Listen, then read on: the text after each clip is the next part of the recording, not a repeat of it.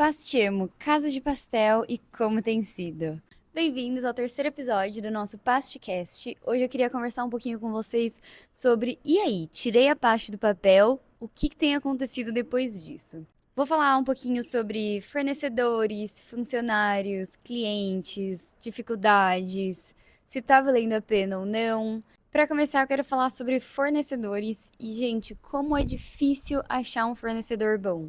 Uma pessoa comprometida, que se tiver algum problema ele vai te avisar e não você ficar ali, e aí, vai me entregar? Não vai me entregar? Quando vai ser? Muito difícil mesmo. Queria inclusive deixar um beijo aí pro Jaderson da Olive e todo o time dele e pro Prime que entrega hortifruti pra gente. Vocês são o nosso 10 de 10. Vocês não falham uma vez. O resto, vamos pro próximo assunto. Funcionários. Acho que é uma das coisas mais difíceis, porque, sinceramente, me desgasta muito ter que procurar gente pra trabalhar. Primeiro porque eu posto no Instagram, estamos contratando, o horário é tal a tal. E aí vem uma porrada de gente, pode ser outro horário? Gente, não pode ser outro horário. Se eu postei que o horário é tal a tal, o horário é tal a tal. Além disso, pra mim é muito importante achar pessoas que fazem sentido, que eu acho que vão se dar bem com o meu time. Não só, essa pessoa trabalha muito bem, ela tem um currículo maravilhoso, ela já fez isso antes. Beleza, mas e aí, ela vai se dar bem com o meu time? Porque nós somos uma cozinha aberta, a gente trabalha todo mundo junto no mesmo ambiente. Então, se tiver uma pessoa ali que não esteja fazendo sentido, ela vai se sentir deslocada e o meu time também não vai conseguir acolher ela de um jeito legal, sabe? Vai ser difícil para ambos. Então, eu sempre procuro pessoas que eu acho que vão se dar bem como pessoas e não só como funcionários para Pasti Amor. E de verdade, é muito difícil mesmo. Outra coisa que é bem desafiadora em relação a funcionários é que eu acabo me apegando a essas pessoas. Eu, Érica. E aí, quando algum deles tem que sair, seja lá qual for a razão, eu fico muito triste. Assim, me parte o coração. Fora que me dá um desespero gigantesco de, meu Deus, e agora? A gente vai ter que voltar a procurar, eu vou achar alguém. É sempre muito caótico pra mim. Eu realmente me apego muito aos meus funcionários, mais do que eu deveria. É uma coisa que eu tô aprendendo ainda, porque eu nunca tive funcionários antes, né? Eu sempre tive colegas de trabalho. Então eu fico nessa de o quanto eu tenho que ser chefe, o quanto eu tenho que ser amiga, ou então em que momento eu devo ser chefe, em que momento eu devo ser amiga, como balancear isso. Isso está sendo um desafio enorme para mim. Agora, outra coisa que eu gostaria de conversar é sobre como a Past cresceu absurdamente rápido. Como eu falei no primeiro episódio, eu não sabia se ia entrar uma pessoa ou 1.000 pessoas aqui. Então, de novo, graças a Deus entraram 1.000, muito obrigada. Só que nisso a gente tá aqui, casa cheia sempre. Os sábados são uma loucura, as sextas-feiras. Semana passada a gente teve que abrir o quintal todos os dias, que geralmente a gente abre só de sexta e sábado, mas vocês queriam vir aqui, vocês queriam conhecer o quintal, queriam comer aqui atrás. A casa estava cheia, então foi quintal todos os dias. 16.000 pessoas aí seguindo a gente no Instagram, o que pra mim é surreal. Porém, além disso ser uma coisa muito boa, isso também é muito difícil, porque isso demanda cada vez mais da gente num tempo aí de 7 meses. Sim, a casa tem só 7 meses. Então tem muita coisa que eu acabo aprendendo na hora, que eu tenho que lidar na hora, que não deu nem tempo de eu me estruturar ou de pensar, e se alguma coisa acontecer, o que que eu vou fazer para lidar com essa situação? Não dá tempo. Eu às vezes sinto que eu tô simplesmente sendo engolida por tudo que acontece aqui e tô dando o meu melhor, isso eu tenho certeza, mas é sempre assim, muitas das coisas que acontecem eu não consigo prever o que elas vão acontecer. Então eu tô só, tipo, dando o meu melhor em tudo e vamos. Eu lembro de um dia que. Um dia não, na verdade, foram os primeiros meses da Paz Chamo, os 3 primeiros meses, em que tudo acabava. A gente abriu logo no Natal, então é lógico, né? Uma época boa pra todo mundo. Inclusive, eu corri pra conseguir abrir nessa época. Mas foi assim. Acabou isso, acabou aquilo, acabou isso, acabou aquilo, todos os dias acabando coisa. E a gente era um time menor do que a gente é hoje. A gente simplesmente não dava conta de repor tudo isso. Então eu ficava aqui até, sei lá, das 6 da manhã, 5:30 da manhã, até meia-noite, 1 da manhã, sem parar. fazendo tudo que eu podia, adiantando tudo que eu podia. E é lógico, né? Eu tava ali ficando maluca, já não dormia nada. Fora preocupações, assim, se eu tô falando só de trabalho físico. E aí chegava no final do dia, eu tava podre e não conseguia dar conta de fazer nada, porque, querendo ou não, eu ainda era uma só, né? E eu lembro que teve esse dia que eram, acho que umas 7h30, 8 horas da noite, a pasta já tinha fechado, eu ainda tava aqui. Tinha um monte de coisa pra fazer, um monte de coisa pra adiantar, um monte de coisa atrasada. Tava faltando absolutamente tudo e eu falei: não, hoje eu vou embora. Vou embora. Se amanhã não tiver, não vai ter, porque eu simplesmente estou no meu limite, não vou dar conta, e é isso, eu preciso dormir, porque senão eu vou desfalecer aqui. Peguei, fui embora, no outro dia a gente fez o que dava, no outro também. E assim foi indo. E aí depois, é lógico, o time aumentou, a gente foi entendendo mais o nosso fluxo, o que a gente precisava fazer mais, fazer menos, organizando mais a produção, a gente foi entendendo o ritmo da Pastiamo e tudo foi entrando nos eixos. Mas eu precisei, assim, chegar no meu esgotamento e falar: você vai largar tudo do jeito que tá. Se não tiver alguma coisa, não tem. Você vai olhar pro cliente e vai falar: desculpa, hoje a gente não tem isso. E acabou. Ele vai ter que entender. E é lógico que vocês entenderam, porque eu compartilho muito da nossa realidade no Instagram. E vocês viram tudo que estava acontecendo, que a gente não estava dando conta, que a gente estava assim dando o nosso melhor. E ia levar um tempo pra gente se ajustar ali, né? Então, assim, eu precisei chegar nesse limite pra falar: querida, vai ficar tudo bem.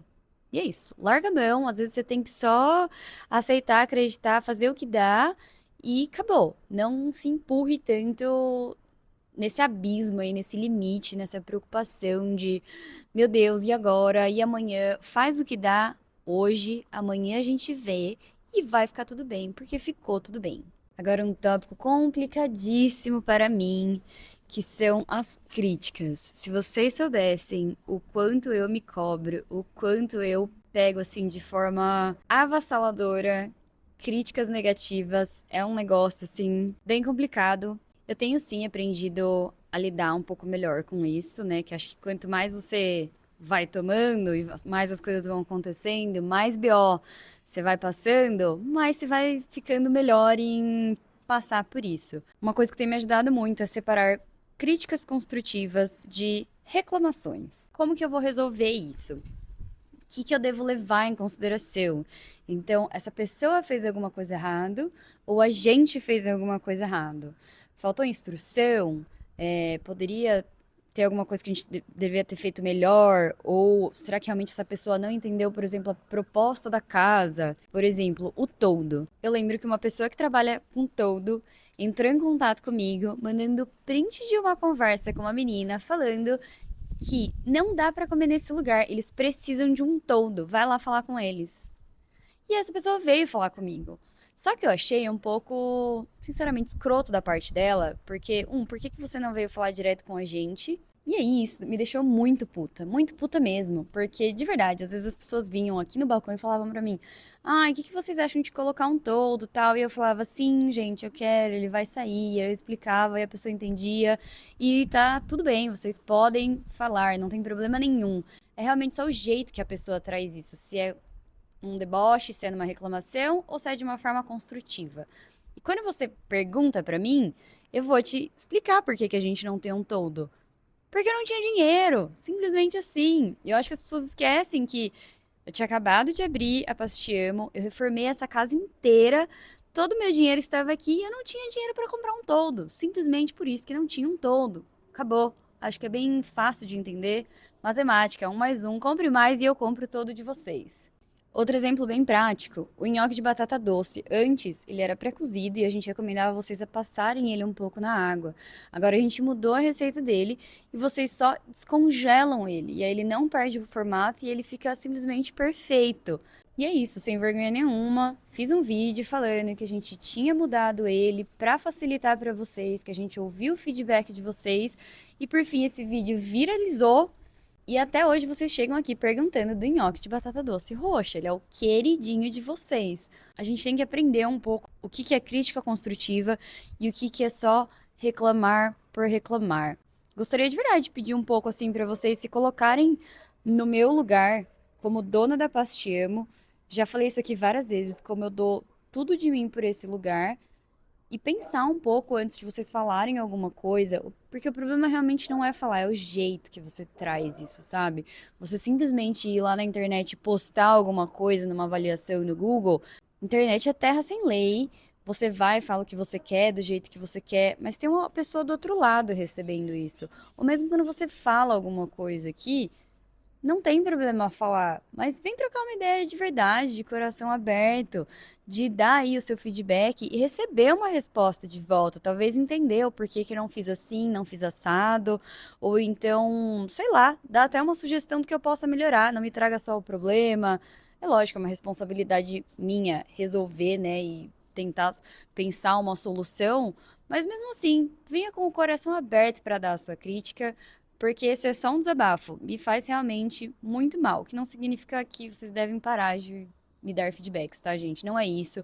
É só realmente um desabafo de que me faz muito mal e é muito perceptivo quando a pessoa quer só meter o pau, tá com inveja ou quer falar mal, não gostou de alguma coisa e tá puta, ou o dia dela tá ruim e quer descontar aqui e quando é uma crítica positiva. Só que até eu chegar nesse lugar de diferenciação, a minha cabeça sofre muito com isso, logo a minha psicóloga sofre muito com isso também.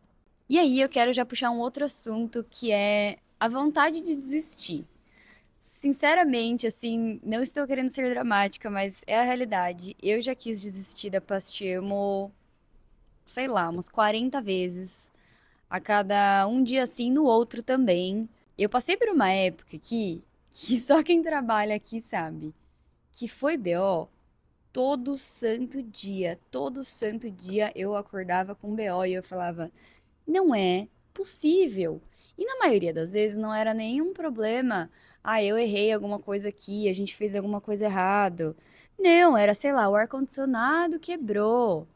A CPFL cortou a energia do bairro. Acabou a água. O cara do ar-condicionado veio para arrumar, arrumou errado, gastei dinheiro. E foi assim, um mês disso, uma porrada atrás da outra, sem parar.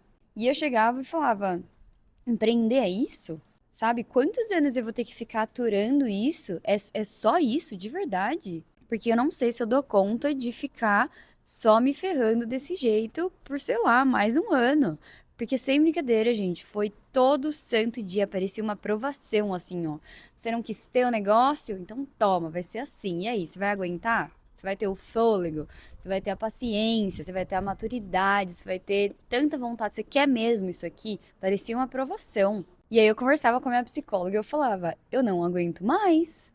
Se empreender for isso, talvez não seja pra mim. Eu achava que eu gostava de empreender, mas eu não sei, não tá. Tô colocando na balança aqui e eu não tô aguentando. E aí eu já quero puxar o assunto de que se você quer empreender, faça terapia. Eu converso muito com a minha psicóloga sobre como a Pastiamo é a minha filha. Então, eu gestei ela, eu idealizei ela, que acho que foi todo aquele primeiro episódio do Pastcast. E aí agora, né? Ela nasceu, ela é real, ela é diferente do que eu idealizei, ela tem problemas que eu imaginei e problemas que eu nem imaginava. Como que eu vou lidar com isso? Eu, inclusive, falo para minha terapeuta que eu tenho uma lista de coisas pelas quais eu passei e o que eu aprendi disso. Então, assim, problema em achar funcionário, check. Problema com a inveja dos outros, check. Problema com cliente, check. Problema com fornecedor, check. E aí você vai ticando todos os problemas e essa lista parece que simplesmente não vai acabar, porque é problema atrás de problema. Mas é lógico, hoje eu acho que eu cada vez mais eu tenho lidado melhor com essas coisas que, de novo, uma vez que você passa por uma coisa, a segunda vez que você passa por ela, fica um pouco mais fácil. É que pra mim, assim, é muito nítido ainda que a Past tem só 7 meses. Então, eu tenho sido engolida por um problema atrás do outro, por coisas boas também. Esse não é um episódio só pra reclamar, tá? Tem muita coisa boa, eu vou falar delas. Mas é porque eu realmente quero passar a realidade pra vocês sobre empreender. Então, sim, as coisas vão ficando mais fáceis conforme você vai passando por elas repetidamente. E aí fica a pergunta: vale a pena? eu devo continuar? Por que que eu devo continuar? É lógico que eu acho que um dos maiores propósitos é financeiro. Todo mundo sabe que a Pastimo, pra mim, é a minha fonte de renda. Eu não tô aqui só por hobby, então tem que fazer sentido financeiramente. E eu continuo porque eu acho que ela ainda tá dentro do propósito, ela ainda tá com os valores certos, ela ainda tem tudo que faz sentido pra mim, as coisas que eu me conecto, que me trazem realização pessoal e profissional. Tem dia que, nossa, o dia tá horrível, aí chega no final do dia, um cliente manda mensagem: Nossa, fui aí, eu amei, que comida maravilhosa, comi sei lá o quê, e é perfeito, me lembra a Itália, me lembra minha avó italiana. Ou quando vocês vêm de longe pra cá e me mandam mensagem falando: Nossa, eu saí de São Paulo, eu saí de São Caetano, eu saí do Rio de Janeiro pra ir aí e eu simplesmente amei. Isso pra mim, gente, não é biscoitar de verdade, mas é que realmente é o que faz valer a pena, sabe?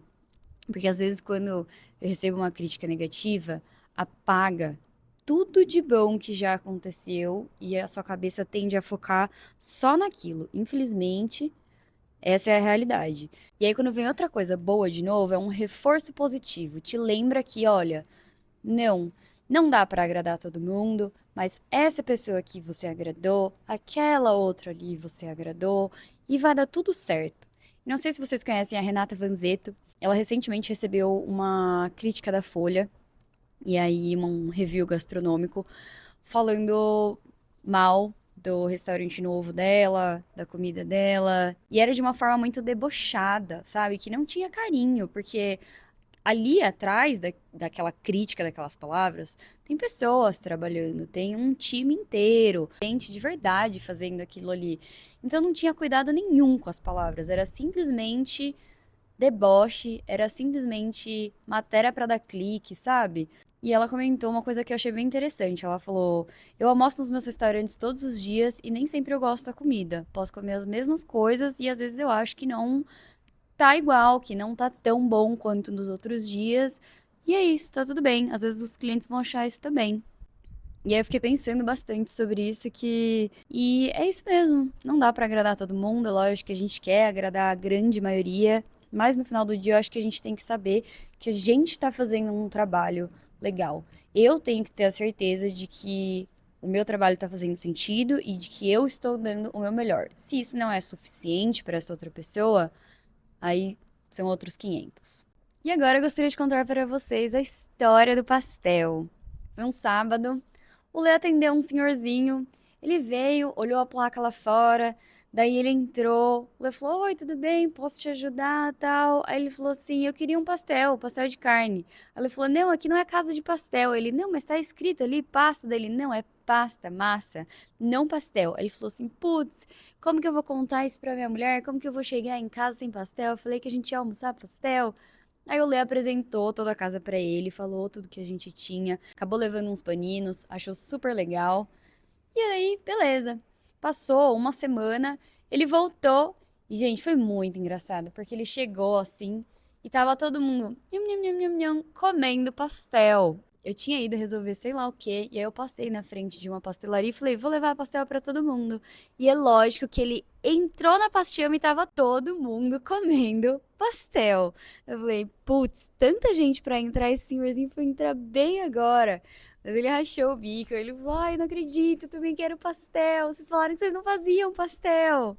Então é isso, a gente não vende pastel, não dá pra agradar todo mundo. Eu sei que eu estou dando o meu melhor e um beijo pra minha psicóloga.